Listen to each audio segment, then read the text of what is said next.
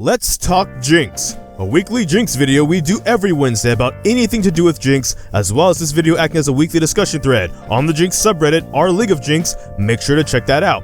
Patch 10.9. And are there any changes to Jinx on this patch? No. Are there changes to other AD carries that might affect the Jinx lane matchup? Not necessarily, unless you count Quinn, whose Q near sight duration has been increased. But there are changes to other supports on this patch. Depending on what elo you're in, you might even consider them somewhat strong supports that could affect the lane phase if you play with or against these champions. The first one of these being Bard, as a matter of fact, where the W movement speed has been reduced and the cooldown has been increased, and the E cooldown has also been increased. So you know how when you're playing Jinx or even other AD carries with a heal summoner to spell, and you sometimes use that as extra movement speed to either get away from something or help chase down a kill? They're basically doing that on Bard's W, which is the Caretaker Shrine, the one that has a little bit of a movement speed boost when you get it, as well as the heal. That's going down a bit, so you can't use that to escape things necessarily like you would, especially on Bard, but also if you're an AD carry. So keep that in mind if you're playing with one, and if you're playing against one, maybe you can even abuse this a little bit. And also his Magical Journeys cooldown has gone up as well, so his roaming potential is also being impacted, even though Bard's considered probably like the roaming support. Interesting choice, to be honest.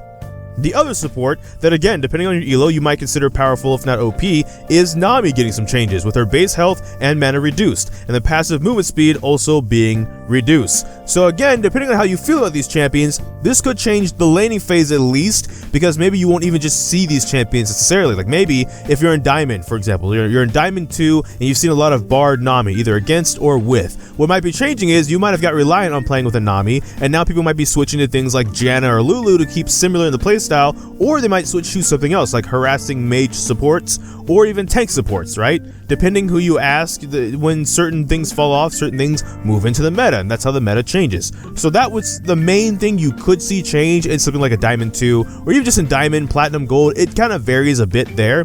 But yes, those are the main changes that have a possibility of impacting Jinx whatsoever. Otherwise, it's kind of light. Last patch was kind of heavy on AD carry changes, so this one looks like they went a little bit lighter. So, how do we handle the AD carry tier list, if you will? It's a pseudo AD carry tier list because it's kind of dependent on you and your answer and what elo you're in. What we do is we take the changes we saw and try to apply them to a site like champion.gg, or are we going to actually pretend u.gg is okay, even because I guess people are giving August backlash for saying something that's probably possibly true, depending that Riot has internal numbers. I'm being biased there, absolutely, because like dang, of all the things to want to talk about, let's not talk about that, but alright, cool, awesome. Leave August alone, I will smite you if you come in his chat and you decide to act a fool. That being said, with the AD carry changes being kind of light this patch, if you look at a site like champion.gg, none of the AD carries probably will be switching positions all that much. A lot of the AD carries that were already in the top positions were there, and not necessarily just because they had Nami or Bard peeling for them, like Twitch, Kog'Maw.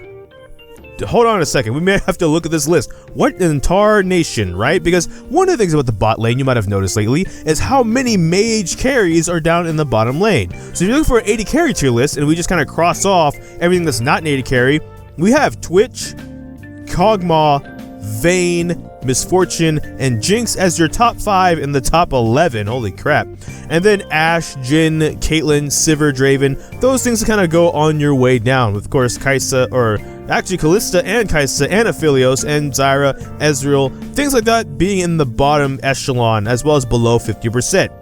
So you still want some of these auto-attacking and somewhat scaling long-range AD carries, or in Ashe's case, utility AD carries, to go into current comps. Twitch, again, is an interesting one because, as we mentioned, his play rate might also play a little bit into his win rate. Not necessarily, but because he doesn't have the same play rate as like a Vayne or something like that, it could, if we have the same play rate as Vayne, he could be higher or lower, so I'm not necessarily sure I feel safe recommending you saying, like, Twitch is the most powerful AD carry in the game right now. If anything, I'd be more comfortable saying Vayne is, with a 7+% play rate and still maintaining a 51+% win rate. And again, this is on the current patch, and this is champion.gg, however much you want to trust that site. Jinx is kind of a little bit in the same boat, her and Misfortune for that matter, where they're also in the 51% win rate, with Jinx almost at a 5% play rate and Misfortune almost at that 9% play rate, meaning you see them in quite a bit of your games and they're still winning 51% of the time, which is basically at around balance. Jhin and Caitlyn are even more examples where you see them at the 50%, But again, Caitlyn at that almost 9%, and then Jhin at that almost 8%. These are AD carry, and I highlight that because if I was, for example, the only person on this patch playing Jinx, and I was crushing it, right? Let's say I was like 22 of my last 24 last Jinx games were all wins, super high looking win rate. That would inflate, if for some reason this reality existed, that would make Jinx look really strong because her win rate would be super high because of me. However, I would be the only one playing her. So it wouldn't be right to say Jinx is powerful unless I was doing some sort of challenge in a world where everybody thought Jinx was like a terrible AD carry, and I was like pointing out, well, here's why I'm winning, stuff like that. Maybe, but no, right? Like again, why I kind of prioritize play rates a bit here is because what that's showing is, yeah, there's actually a lot of games these champions tend to be in, and they're still doing pretty well. So if you're a newer player, if you're a lower elo player, and even if you're a higher elo player and your champion's getting banned or taken away, these are some other AD carries you might want to look at picking up and playing if you're not already playing them and they're not already in your back pocket. Now, if you want to talk about the mage situation, we do have things like Cassiopeia, Veigar, Heimerdinger's still around there, Ziggs of course, and Syndra still being pretty dominant mage picks, with Yasuo also being like a melee kind of pick down there. Cassiopeia specifically is rather interesting because if we go by the logic I'm saying, she only has like a 0.45% win rate, but a 52% win rate, which would imply that she's not getting played a lot, but she's also winning a lot.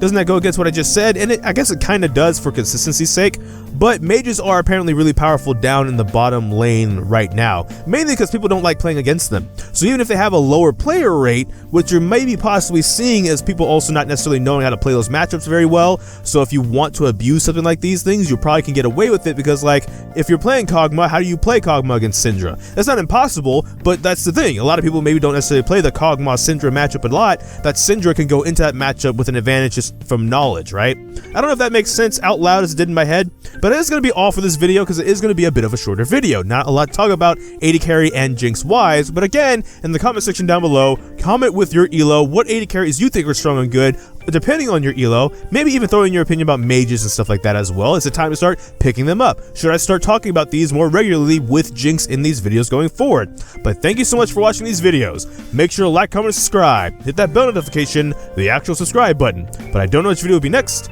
because I have a lot of kinks. So until next time, take care. GG, get jinxed. Thank you for watching, and enjoy pizza responsibly.